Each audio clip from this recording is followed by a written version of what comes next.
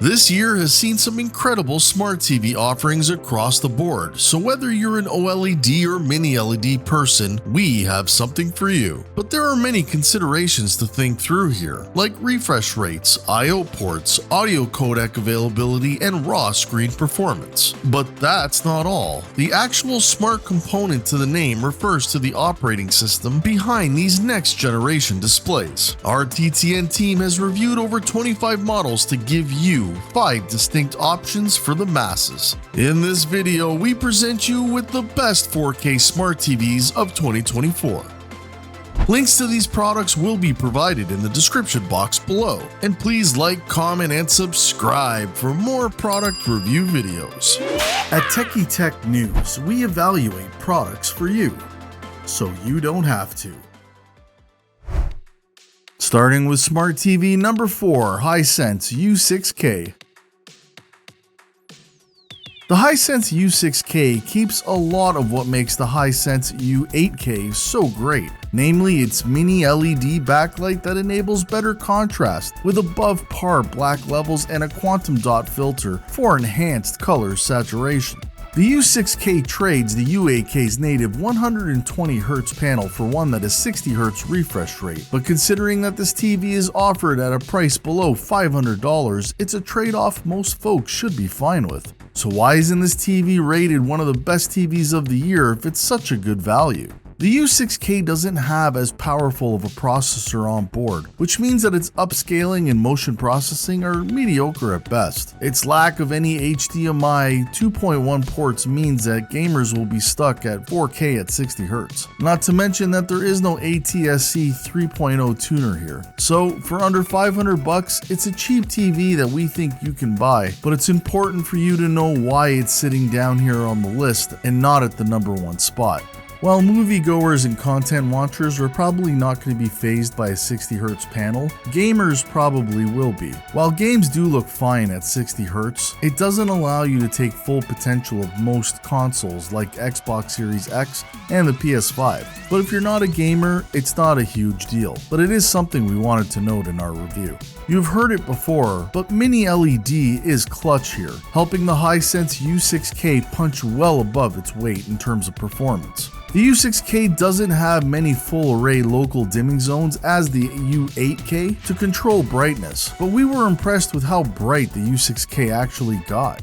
Despite this being a strong performer with color when you sat directly in front of it, you will notice some desaturation as you move off axes. So if that bothers you, maybe don't make this your main living room TV. The HighSense U6K is another Google TV, much like its higher priced U8K. So it gives you all of the same benefits in terms of personalized recommendations and nicely curated rows of new content. The U6K was a bit sluggish out of the box, which was a bit worrying, and we did hit some snafu when perusing through Disney+.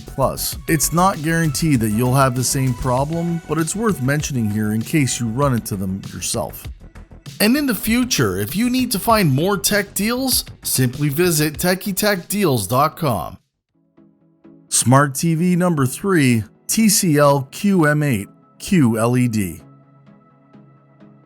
Like the HighSense U8K, the QM8 uses mini LEDs for better backlight control and quantum dots to enhance contrast and color. With up to 2300 local dimming zones and the TCL's high brightness ultra direct LED backlight, you're going to get unbelievable contrast for an LED LCD TV. We also really like the AI PQ Engine Gen 3 that helps upscale HD and SDR content for the QM8's 4K screen as well as the TV's numerous gaming features. The only major drawback here is the TV's 8-watt speakers that can feel a bit underwhelming and the lack of an ATSC 3.0 tuner that can be found on the HighSense U8K. Now the latter isn't a deal breaker, especially if you don't plan on using a digital antenna, but its absence is still felt here. The QM8 may not have the beautiful slim design of the LG G3 OLED, but it's certainly not a bad design either. The QM8 offers 4 HDMI ports, however only 2 of them are HDMI 2.1 compliant, meaning you'll have to choose which devices could pass 4K at 120Hz signal. The QM8, like the U8K, is a great pick if you need higher than average brightness to combat ambient light. The QM8 was able to hit 1,348 nits in movie mode with SDR content, a significant increase over other 4K HDR TVs.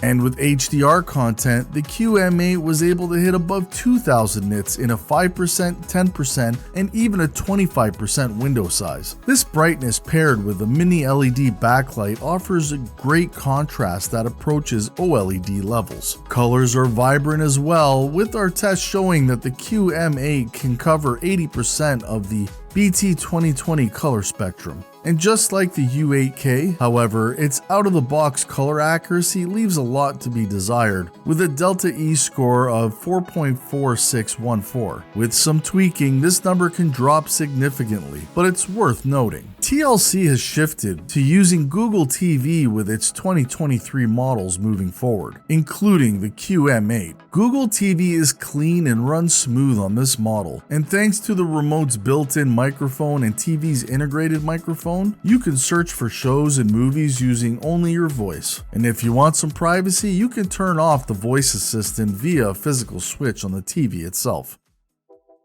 Smart TV number 2, Samsung S95C OLED. The S95C OLED is a thing of beauty. Not only is its picture performance simply stunning, but when you're not watching or using the TV, ambient mode takes over and provides a carousel of aesthetically pleasing animations and images. Samsung made ambient mode mainstream, and though other TV brands have since introduced their own spin on it, we still like Samsung's version the best. We do wish that Samsung would implement Dolby Vision and maybe pump up the sound quality a bit more on the S95C, but overall, it's still an incredible QD OLED TV. It's even thinner than the S95B, measuring a mere 10mm thick. If you like your TV slim and trim and sleek, but still be able to fit on a home entertainment center with ease, the S95C design is top-notch. In terms of ports, the S95C has 4 HDMI 2.1 compliant ports, plus an ATSC 3.0 tuner.